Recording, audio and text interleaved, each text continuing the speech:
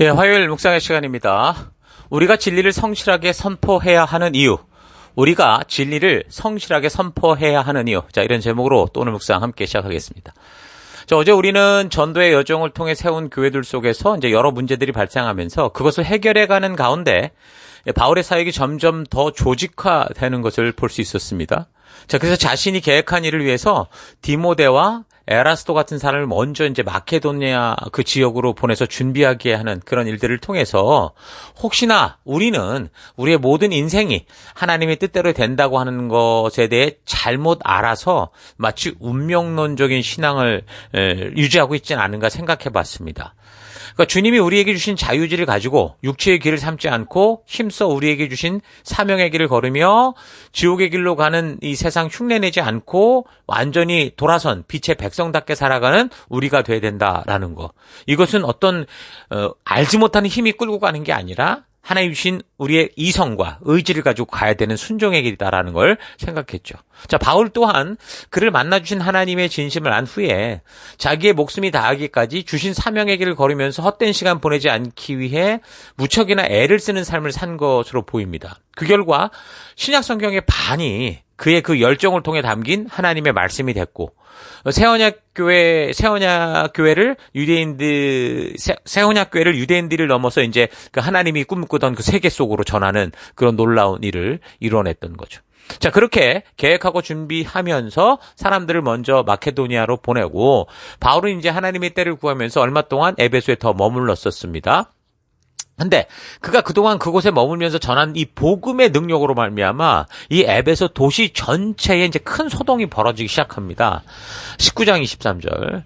그때쯤이면 거의 뭐 이제 에베소 전도사에게 거의 3년 정도 돼갈 때쯤이었을 건데 이 도로 말미암아, 그러니까 바울이 전하는 이 복음의 도로 말미암아 적지 않은 소동이 있었으니, 즉 데메드리오라 하는 어떤 은장색이 은으로 아테미 신상 모형을 만들어 직공들에게 적지 않은 벌이를 하게 하더니 그가 그 직공들과 그러한 영업하는 자들을 모아 이르되 여러분도 알거니와 우리의 풍족한 생활이 이 생업에 있는데 라고 이제 얘기를 합니다. 자, 그러니까 에베소에 이 아테미 신전이 있어요. 고린도에는 아프로디테 신전이 있었었는데 이 에베소에 이 아테미 신전이 있었는데 사람들이 그 신전과 연관해서 이제 신상 모형을 만들어 팔면서 아주 큰 돈이 되는 사업을 하고 있었습니다.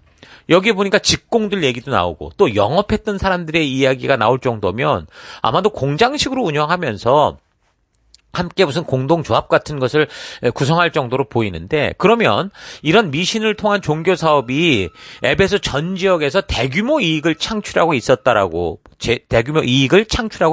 볼 수 있죠. 그러니까 우상을 찾는 사람들의 그 불안한 심리를 통해서 이런 작은 우상을 만들어서 사업으로 큰 돈을 벌고 있었는데, 사도 바울의 이 전도로 말미암아 도시 전체가 이 영적 무지에서 각성하기 시작한 거죠. 바르게 깨어나는 그런 상황이 된 겁니다. 그래서 19장 26절. 이 바울이 에베소뿐 아니라 거의 전 아시아를 통해 수많은 사람을 권유하여 말하되 사람의 손으로 만든 것들은 신이 아니다 하니 이는 그들도 보고 있는 것이다. 이렇게 얘기를 해요. 그러니까 이 구절을 잘 보면 사도 바울이 복음을 전할 때 세상이 믿고 있는 신들이 가짜라는 것을 증명하기 위해서 뭐 철학적 싸움을 하고 신학적 싸움을 하는 게 아니라는 거예요.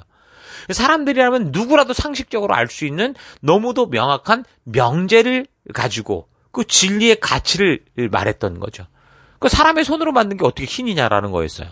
이건 세상에 누구라도 조금만 생각하면 분명히 그렇지라고 할 수밖에 없는 그런 상식이었는데도 사람들은 어땠다라는 거예요. 자기들이 자기 손으로 깎아 만든 우상에 덫을 하고 그럴듯하게 만들어가지고 마치 거기에 신령한 힘이 있는 것처럼 그렇게 우상 숭배를 하고 살았던 거죠.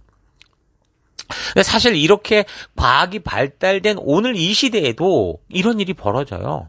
불교의 경우 사람이 손으로 만든 이 불상을 사람이 만든 조각품인데 단순한 사물이 아니라 어떤 신앙의 대상물이 되도록 하는 어떤 행사를 합니다. 그게 점안치기라고 하는데 모든 걸 다 만들어 놓고 마지막으로 그 안에 눈을 그려넣는 그런 행사예요. 그 행사를 통해서 사람이 만든 이 조각상에 신성을 불어넣고 그때부터 생명력을 가진 불상으로 인정을 하면서 그걸 추종하는 사람들에게 섬김의 대상이 될 수 있도록 그렇게 해버리는 거죠. 그래서 이런 일을 할 때 여러 그 의례 절차를 좀 신비롭게 만드는 거예요. 그 사람들로 하여금 단순히 사람이 만든 조각상을 넘어서 뭔가 신령한 존재가 진짜 있는 것처럼 이렇게 스스로 받아들이게 만들어서 결국 자기 인간 자신의 불안한 심리를 거짓으로 달래줄 속임수에 스스로 빠져들도록 그렇게 큰 행사를 치르는 거죠. 근데 이거는 불교만이 아니고 손으로 만든 것을 신처럼 섬기게 하는 종교, 미신에서 다 사용하는 방법입니다. 사람이 손으로 만든 것들, 그것이 불상이든 제사상이든 뭐 성모 마리아 상이든 심지어 예수상까지 사람이 손으로 만든 것들을 섬기게 하는 이거는요, 성경적으로 볼 때 이건 불순종이고 하나님을 거역하는 행위. 어떤 이유로든 사탄이 자기 스스로 경배를 받기 위한 속임수라는 거예요. 하나님께서는 분명히 그 십계명의 제2계명을 통해서 나 외에 다른 신을 두지 말라 하시면서 뭐라고 그랬냐면 하늘과 땅, 물속에 어떤 형상도 만들지 말라라고 하셨는데 이 가톨릭의 경우는 그래서 이게 불편하니까 아예 두 번째 계명을 없앴어요. 마리아 상을 비롯해 여러 성인 동상들을 만들어서 자신의 뜻대로 그걸 사용하는 거예요. 그래서 그것들을 신처럼 섬기고 거기에다 대고 기도하고 지극정성의 헌금을 들어가면서 하나님이 다른 것들에게 이 하나님이 아닌 다른 것들에게 절하고 섬기게 하는 이런 짓을 하는 거죠. 심지어 과학이 발달된 오늘 이 시대 생각해 보세요. 그 첨단 컴퓨터, AI를 움직이는 그 첨단 전산실을 만들어 놓고도 또 최첨단의 이 차량들 아주 최고의 그냥 최고 과학의 어떤 그런 차량을 사면서도 많은 사람들이 그 앞에다가 돼지머리 두고 거기에 절하고 고사라는 그런 짓들을 고사를 진행을 하잖아요. 그러니까 사탄이 가장 원하는 것이 바로 하나님의 형상을 가진 인간들이 그에게 절하고 경배하는 겁니다. 하나님을 찬양하는 귀중한 역할을 맡았던 천사가 자기가 하나님보다 더 높아져서 모든 피조물로부터 경배받고자 하다가 쫓겨난 게 그게 사탄 아닙니까? 그러니까 사탄은 그렇게 쫓겨난 후에도 항상 그 야욕을 버리지 못해요. 누구에게든 하나님의 형상을 닮은 인간에게 절받는 걸 되게 좋아하죠. 그래서 무지한 사람을 속이고 문화를 이용해서 자기 만족을 누리는 거예요. 제사상도 그게 문제라는 거예요. 진짜 우리 부모님이 오고 그럼 조상이 온다면 왜 못하겠어요? 절이 아니라 뭐라도 하겠죠. 근데 그게 아니라고요. 성경을 볼 땐 절대 그런 일이 벌어질 수가 없어요. 그럼 뭐 하는 겁니까 거기에? 그런 이런 문화에 속아서 결국은 어딘가 절하는데 그게 바로 사탄의 앞에 절한다라는 거죠. 그래서 우리가 제사에 대한 부분도 그렇게 기독교에서 확고하게 얘기를 하는 겁니다. 심지어 예수님께서 처음 사역을 시작하실 때도 하나님의 아들로 이 땅에 오신 예수님께 이 사탄이 어떻게 자기에게 경배하고 절하면 세상의 모든 나라와 그 영광을 주겠다라고 그렇게 시험하고 속이려고 했던 그게 사탄 아닙니까? 그러니까 지금도 이런 사람의 손으로 만든 것을 가지고 신처럼 꾸며내서 결국 자기가 그 보좌에 앉아 하나님의 형상을 가진 사람들로부터 절을 받고자 하는 짓을 하고 있는 겁니다.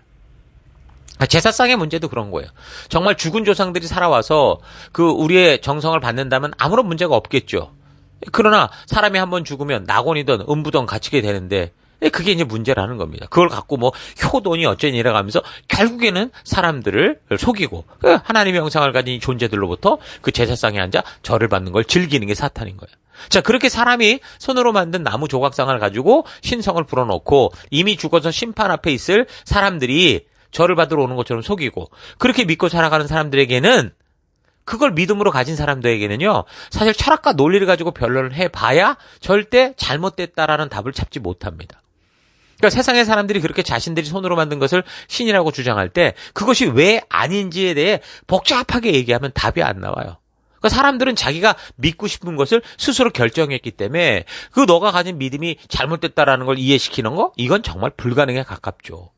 그러니까 사도 바울도 처음에는 율법주의에 철저했던 사람이었잖아요. 그래서 기독교인들을 핍박하고 잡아 죽이고 끌어들였던 사람이었는데 예수님을 그가 직접 만난 후에 그러고 변한 거 아니에요? 그러니까 그 누구를 통해서도 그 전에는 자기가 믿는 것에 잘못이 있다라고 생각해 본 적이 없다는 사람이에요. 심지어 자기를 가르친 스승보다 더 과하게 율법주의를 신봉했던 사람이다. 이렇게 말을 하거든요. 그러니까 삶의 역경과 여러 가지 극단적인 위기를 통해서 자기가 믿는 것에 대해 완전히 다르게 보는 기회가 없다면 사람들은 자기를 믿는 것을 철저히 믿고 그렇게 살아간 존재이기 때문에 그걸 틀렸다고 말하는 것을 들으면 오히려 더 싸움이 되죠. 감정적으로 더 곤두서고 서로 이제 공격하게 되는 그런 일이 생기게 되는 겁니다. 그러니까 바울은 너무 뻔한 그런 상황이니 그래서 딱 하나 누구도 부인할 수 없는 가장 핵심적인 명제를 얘기했는데 그게 바로 야 사람의 손으로 만든 게 어떻게 신이냐라는 거였어요. 생각해 보십시오. 사람의 어리에서 어떤 생각으로 나와서 손으로 제작한 그게 어떻게 신이 될 수 있습니까?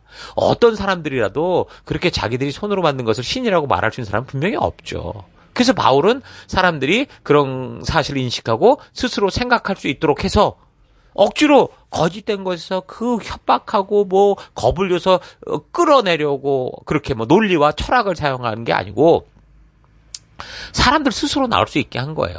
이미 하나님이 그런 상식을 집어넣으셨기 때문에 사람들 다 알아요. 근데 불안한 심리 때문에 자기들끼리 속이기로 한 건데 그걸 솔직히 인정하고 나오는 그런 일이 있게 된 거죠. 그러니까 바울은 사람들의 잘못을 드러내면서 그래서 설득한 게 아니고요. 그들의 잘못을 비난하고 비판하고 겁을 준 게 아니고요. 그냥 진실을 선포했고 사실을 말한 거예요. 하나님의 창조의 세계가 분명하다는 걸 그렇게 말씀의 가치를 그렇게 전한 것뿐이죠. 그래서 우리가 진리를 선포하는 이것이 중요하다라는 거, 그리고 힘이 있다라는 거, 이거 잊지 말아야 된다라는 거죠. 그러니까 우리가 진리를 선포하는 것이 중요하고 힘이 있는 거는 우리의 논리나 우리가 선포한 진실이 힘이 있어서라기보다 이미 하나님께서 창조하신 하나님 닮은 인간들은 정직하고 바르게 사고할 수 있는 그런 능력들이 사실 있기 때문이에요. 지금 죄, 욕심에 가리워져서 자기의 양심 깊은 곳에서 외치는 진리를 믿지 않고 거절하고 있는 상태인 건데 사탄이 계속해서 그들의 잘못된 생각과 그 욕심, 그 고집을 따라가는 생각을 옳다 하면서 세상 교육과 친구와 사회와 문화 등을 통해서 끝없이 속이고 있어서 하나님의 진리가 바르게 선포되지 않으면 결코 그 속임수에서 스스로 돌아나올 수 없는 그런 상황이 됐다라는 거죠. 그래서 우리도 어떤 것에 대해 한쪽에서만 듣다 보면 바른 정상적인 상황을 보지 못하고 한쪽으로 치우칠 수밖에 없는 것과 같아요. 극우가 되든 극좌가 되든. 그래서 이 진리는 하나님의 말씀 속에 우리를 바른 길에 서게 하는 이 진리는 계속 선포돼야 하고 저들의 욕심으로 가득 찬 그 마음을 변화시키기 위해서는 하나님의 창조의 능력으로 심어놓으신 그 사람들 마음속에 있는 양심이 스스로 진리 성령 하나님의 그 부르심에 반응할 수 있도록 해야 되는 겁니다. 그래서 우리는 바른 진리를 선포해야 되는 거예요. 주님의 진심, 그 말씀이 선포될 때 성령 하나님께서 각 사람의 양심을 깨우시고 하나님의 부르심에 반응하도록 도전하시는 거죠. 그게 성령 임재요, 성령 강림 아니겠습니까? 성령 하나님께서 강제로 자유의지를 가진 사람들의 마음을 조작하는 게 아니고요. 하나님의 창조의 때 심겨졌던 하나님의 살아계심과 음성을 들을 수 있는 그 기능을 통해서 호소하시는 거죠. 지금 하나님께서 그 사람들을 부르시고 계시다라는 사실을 알게 하시고 전하고 호소하심으로 그 듣는 사람들 스스로 이제 반응할 수 있도록 하시는 겁니다. 그러므로 우리 성도들은 성실하게 주의 진리를 선포해야 되고 전해야 되고 또한 주의 진리를 따라 우리가 살아감으로 해서 세상의 사람들이 살아있는 하나님의 말씀, 그 부르심이 살아있다라는 걸 보고 들을 수 있도록 해야 됩니다. 우리가 주일 강단을 통해 말씀을 듣고 또한 우리의 셀 속에서 함께 그 말씀을 나누며 서로의 이야기를 들을 때 진리의 성령 하나님께서 우리 각 사람을 통해 당신의 뜻, 그 마음을 말씀하시고 하나님의 백성으로 살아갈 거룩하게 구별된 백성의 도리를 알게 하시는 겁니다. 그래서 우리는 말씀을 나눌 때 세상의 이야기, 삶의 이야기를 뒤덮인 그런 딴 얘기가 아니라 하나님이 말씀하시고자 했던 그 의도, 그 하나님의 마음에 대해서만 우리가 나누고 살펴가는 우리가 돼야 된다는 거죠. 자, 이런 사실 잊지 마시고 이 한 주간도 그런 진리가 우리를 이끄는 그런 백성 되기를 바랍니다. 자, 그래서 오늘 하루 나는 우리 하나님의 진심을 전하고 외치기 위해서 하루하루 어떻게 그런 전도자, 하나님의 진실한 뜻을 외치는 성도로서의 삶을 살아가고 있는지 좀 깊이 되돌아보기 바랍니다. 우리의 설득의 능력이 아니라 하나님의 창조로 말미암는 사람들의 마음에는 이 세상의 웅장한 자연을 봐도요 하나님을 느낄 수 있고 저들의 양심 안에서도 자기를 창조한 분이 있다라는 소리를 들을 수 있는데 그래서 사람들이 하나님께서 외치는 음성을 들을 때 주님의 뜻을 따라가는 선택을 하든지 아니면 끝까지 자신의 감정과 느낌을 따라가고자 하나님의 뜻을 거절하든지 할 수 있다는 것을 꼭 잊지 말아야 됩니다. 그래서 우리는 전하고 외쳐야 돼요. 그렇지 않으면 사람들은 하나님의 음성이 들려오는 자기의 양심을 속이고 욕심을 따라 계속해서 살고자 하고 거기에다가 사탄이 이 세상의 문화와 사회 곳곳에서 친구와 동료들을 이용해서 거짓된 진실을 자꾸 반복해서 말함으로 도저히 진실한 하나님의 뜻을 깨우칠 수 없는 그런 삶을 살아갈 수밖에 없게 하기 때문에 우리가 분명히 알아야 됩니다. 예를 들면 하나님께서 아니라고 분명히 말씀하는 동성애 같은 경우도 이 사회와 친구와 문화에게 물어보면 누구나 다 소수의 인권이 어쩌고 저쩌고 하면서 그 죄악을 옳은 것처럼 이야기할 겁니다. 모든 사회가, 온 세계가 그렇게 이야기를 하고 있으니 교수든 정치가든 의사든 사업가든 심지어 교회 안의 목사들, 일부 목사들까지 그런 소리를 하고 있으니 이런 사탄의 소리를 반복해서 듣고 있으면 그런 거지대도 스스로 설득당해서 그 사탄의 앞잡이가 되는 길에서 도저히 헤어나지 못하는 거예요. 그래서 교회와 성도는 항상 성경에 근거한 바른 진리, 하나님의 진실한 뜻만을 선포해야 되고 온 세상이 들을 수 있도록 주변의 가족과 친구와 동료들이 들을 수 있도록 참된 진리, 사람이 손으로 만든 것은 신이 아니다. 사람의 논리로 주장하는 것은 참된 진리가 아니다라는 이 사실을 외치고 또 외쳐야 되는 겁니다. 오늘도 그래서 자신의 삶의 더 곳곳에서 사탄의 거짓말을 들으며 귀를 더럽히지 않고 하나님의 진심과 진리를 더 많이 외치고 들을 수 있는 그런 하루하루 살아갈 수 있기를 축원합니다. 오늘 하루도 힘내십시오. 잠시 기도하겠습니다.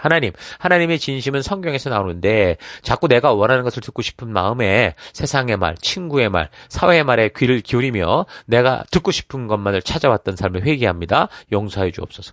사람의 손으로 만든 것은 신이 아니라는 말은 이미 하나님께서 창조하신 사람들의 양심을 일깨우는 소리다라는 거 잊지 않고 욕심의 근거를 둔 거짓을 찾으며 사탄의 말에 중독된 백성들에게 하나님의 살아있는 진심을 전하는 내가 되기 원합니다. 주님의 마음을 전하는 것을 쉬지 않고 늘 외침으로 이 어두운 세상 속에서 참으로 빛된 주의 생명의 말씀으로 저들의 마음이 변화되고 주님의 부르심을 듣고 반응하게 하는 전도자의 삶 살기 원합니다. 그래서 우리가 성실하게 진리를 선포해야 되는 이 부르심의 삶이 잊지 않고 어느 곳에서나 귀한 증인된 삶 살아가기를 결단하고 감사드리며 예수님 이름으로 기도했습니다. 아멘.